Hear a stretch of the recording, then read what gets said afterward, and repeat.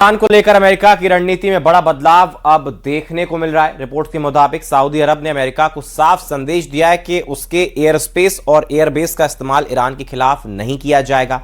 बताया जा रहा है कि क्राउन प्रिंस मोहम्मद बिन सलमान के इस रुख के बाद डोनाल्ड ट्रंप ने कथित तौर पर प्रोजेक्ट फ्रीडम रोकने का फैसला लिया है। देखिए,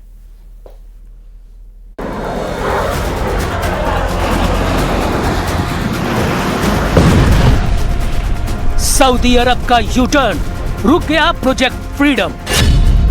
ईरान के खिलाफ बैकफुट पर सऊदी अरब। ट्रंप की सेना को एयर स्पेस देने से सलमान का इनकार। अमेरिका को सऊदी अरब का स्टॉप ऑपरेशन अलर्ट।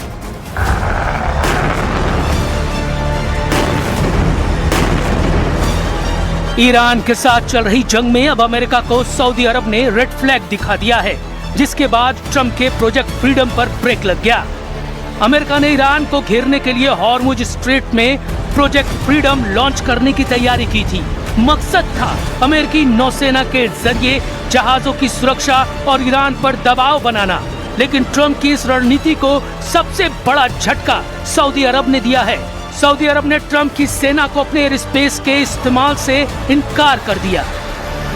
रिपोर्ट्स के मुताबिक सऊदी अरब ने अमेरिकी लड़ाकू विमानों को अपने आसमान से गुजरने की अनुमति नहीं दी, यानी अमेरिकी विमानों को न एयरबेस मिला और न ही एयर स्पेस, जिसकी वजह से ईरान के खिलाफ अमेरिकी ऑपरेशन की रफ्तार पर ब्रेक लग गया। सूत्रों के मुताबिक इस मुद्दे पर ट्रंप और मोहम्मद बिन सलमान के बीच बातचीत भी हुई, लेकिन कोई समाधान नहीं निकला। सऊदी अरब के इस कदम से संकेत मिलते हैं कि वो ईरान से सीधे युद्ध लड़ने की बजाय क्षेत्रीय स्थिरता चाहता है। खबरें ये भी हैं कि सऊदी अरब अमेरिका ईरान के बीच युद्ध खत्म करने की पाकिस्तान और अन्य देशों की कूटनीतिक कोशिशों को समर्थन दे रहा है। अमेरिका ईरान युद्ध शुरू होने के बाद 27 मार्च 2026 को ईरान ने सऊदी अरब के प्रिंस सुल्तान एयरबेस पर बैलिस्टिक मिसाइलों और ड्रोन से बड़ा हमला किया, जिसमें अमेरिकी सेना के KC-135 रिफ्यूलिंग विमान और E-3 सेंट्री अवाक सर्विलांस विमान को भारी नुकसान हुआ। इस हमले में 10 से 12 अमेरिकी सैनिक घायल हुए और सिक्योरिटी इंफ्रास्ट्रक्चर को भी काफी नुकसान पहुंचा था। इसलिए सऊदी अरब ऐसे किसी भी युद्ध का हिस्सा नहीं बनना चाहता। सऊदी अरब ने अमेरिका को एयर स्पेस देने से इनकार करके संकेत दिया है कि वो अब ईरान के खिलाफ खुलकर अमेरिकी सैन्य मोर्चे पर आने से बच रहा है। मतलब ट्रंप की रणनीति को सहयोगियों से भी चुनौती मिल रही है, यानी पश्चिम एशिया में शांति स्थापित करने के लिए युद्ध से ज्यादा कूटनीति की जरूरत है। बड़ा सवाल ये है कि क्या ईरान के खिलाफ ट्रंप की सैन्य ताकत सीमित पड़ रही है, या फिर ट्रंप ईरान के खिलाफ अपनी रणनीति में कामयाब होते नहीं दिख रहे, जिसकी वजह से अब सहयोगियों ने भी उन्हें सीधा समर्थन देने से दूरी बनानी शुरू कर दी है।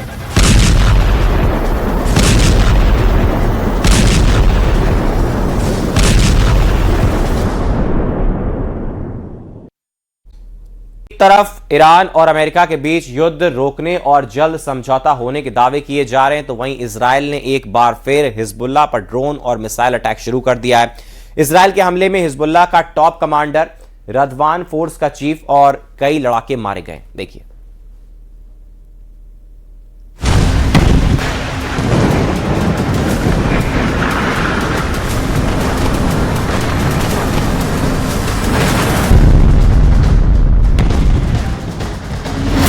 इजराइल का हिजबुल्लाह पर फिर अटैक।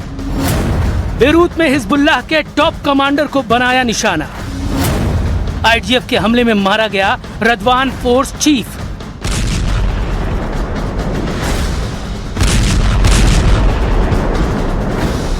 जब अमेरिका और ईरान के बीच युद्ध खत्म करने की तैयारी हो रही है, दोनों देश एक डील पर पहुंचने की कोशिश कर रहे हैं और अमेरिकी राष्ट्रपति डोनाल्ड ट्रंप ने खुद एक दिन पहले इस बात के संकेत दिए हैं कि जल्द ही अमेरिका ईरान के बीच समझौता हो सकता है। ऐसे वक्त में करीब 1 महीने बाद इजराइल ने हिजबुल्लाह पर बेरूत में बड़ा हमला किया। इस हमले में हिजबुल्लाह का टॉप कमांडर, रदवान फोर्सेस का चीफ, उसका डिप्टी और उसके साथ मौजूद कई लड़ाके मारे गए, हालांकि हिजबुल्लाह की ओर से इस बारे में कोई पुष्टि नहीं की गई। इस हमले के बाद एक बार फिर अमेरिकी मध्यस्थता से इजराइल और लेबनान के बीच हुए युद्ध विराम को लेकर सवाल खड़े हो गए हैं। अमेरिका के साथ युद्ध खत्म करने के लिए ईरान ने अपनी प्रमुख मांगों में बेरूत पर हो रहे हमलों को रोकने को कहा है, लेकिन इजराइल ने हमले तेज कर दिए हैं, जबकि लेबनान और इजराइल के बीच औपचारिक तौर पर सीज फायर लागू है। इसके बावजूद इजरायली सेना ने दक्षिणी लेबनान में अपना अभियान जारी रखा है। लेबनानी अधिकारियों के मुताबिक दक्षिणी लेबनान और बेका घाटी में इजरायली हमलों में पिछले कुछ दिनों में कम से कम 13 लोग मारे गए। खिरबत सेल्म में रेड के दौरान 2 लोगों की मौत, टायर में 2 लोगों की मौत, सिस्किया में हवाई हमले में 5 लोगों की मौत, जराया में 2 महिलाएं और 1 बुजुर्ग समेत 4 की मौत। मार्च से लेकर अब तक इजरायली हमलों में लेबनान में मरने वालों की संख्या 2600 से अधिक हो गई है, जिसमें 103 आपातकालीन कर्मचारी और पैरामेडिक्स शामिल हैं। उधर इजराइल का दावा है कि हिजबुल्लाह के ड्रोन ने इजरायली सैनिकों को निशाना बनाया, जिसमें 2 सैनिक घायल हो गए। इसके बाद इजराइल ने आक्रामक जवाब दिया, जिसमें हिजबुल्लाह के आतंकी ठिकानों, लॉन्च साइट्स और कमांड सेंटर्स पर हमले किए गए। इजराइल का दावा है कि ये ठिकाने उसके नागरिकों और सैनिकों पर हमलों के लिए इस्तेमाल हो रहे थे। जानकारों के मुताबिक अगर ये टकराव इसी तरह बढ़ता रहा तो ईरान और अमेरिका के बीच समझौते की कोशिशों पर पानी फिर सकता है और पश्चिमी एशिया एक बार फिर बड़े युद्ध की आग में झुलस सकता है। फिलहाल सवाल यही है कि क्या ये सिर्फ इजराइल का जवाबी हमला है या फिर एक और बड़े संघर्ष की शुरुआत।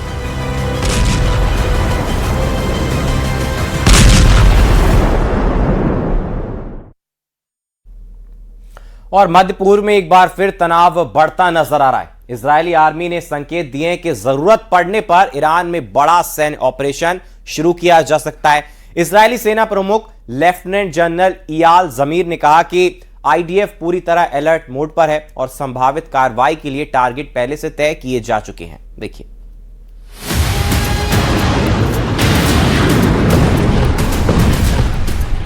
सीज फायर के बीच इजराइल ने अपने बारूदी इरादे एक बार फिर साफ कर दिए हैं, जिसमें अकेले हिजबुल्लाह नहीं बल्कि ईरान के अंदर के ठिकाने भी टारगेट पर हैं।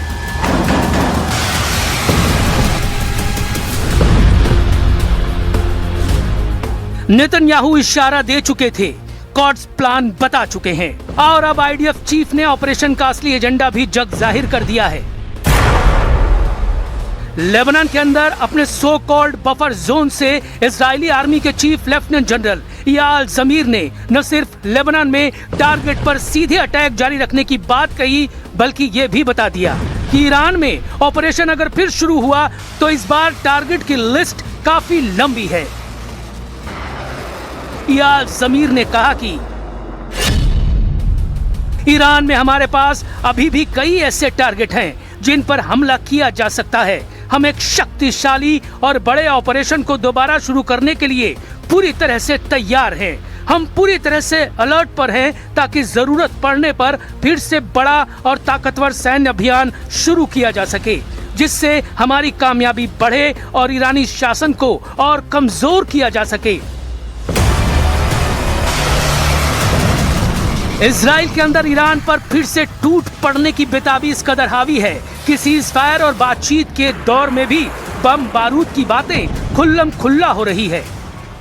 अभी 15 दिन भी नहीं गुजरे होंगे जब इजराइल के डिफेंस मिनिस्टर ने ट्रंप के लहजे में सरेआम ऐलान कर दिया था कि वो ईरान को फिर से स्टोन एज में भेजने को तैयार है, बस अमेरिका एक बार हरी झंडी दे दे। ישראל ערוכה לחידוש המלחמה מול איראן. צה"ל ערוך בהגנה ובהתקפה ומטרות מסומנות.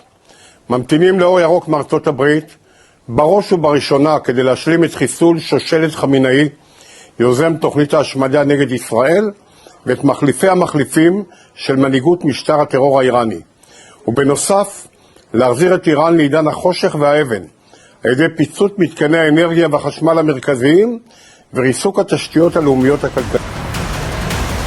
यानी जंग रुकी तो है मगर इजराइल की मजबूरी से, और नेतन्याहू ने भी अब बता दिया मजबूरी को मजबूती में बदलने का वक्त कभी भी आ सकता है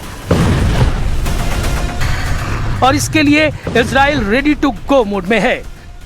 הוא הצעת החומר המועשר מאיראן, כל החומר המועשר, ופירוק יכולות ההעשרה באיראן. הנשיא טראמפ מאמין שהוא יכול להשיג את זה בדרך זו או בדרך אחרת. אנחנו אבל ערוכים לכל תרחיש, וזו ההנחיה שלי גם לצה"ל ולגורמי הביטחון שלנו. अब लगता तो ऐसे है कि ट्रम्प प्लान के साथ तैयार बैठे हैं। इजराइल बस मौके के इंतजार में है और आइडिया फिर से ट्रिगर दबाने को बेताब है। लेकिन ईरान भी इस साइलेंट पीरियड में शांत नहीं बैठा होगा, मुकाबले को तो वो भी तैयार है।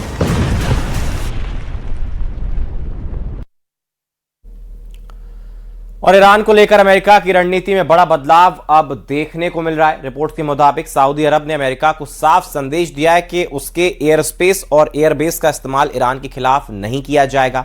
बताया जा रहा है कि क्राउन प्रिंस मोहम्मद बिन सलमान के इस रुख के बाद डोनाल्ड ट्रंप ने कथित तौर पर प्रोजेक्ट फ्रीडम रोकने का फैसला लिया है। देखिए,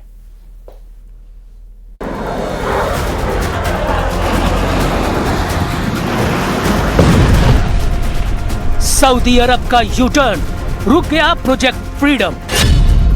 ईरान के खिलाफ बैकफुट पर सऊदी अरब।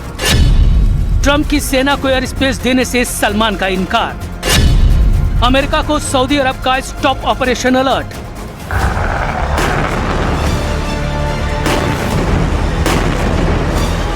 ईरान के साथ चल रही जंग में अब अमेरिका को सऊदी अरब ने रेड फ्लैग दिखा दिया है, जिसके बाद ट्रंप के प्रोजेक्ट फ्रीडम पर ब्रेक लग गया।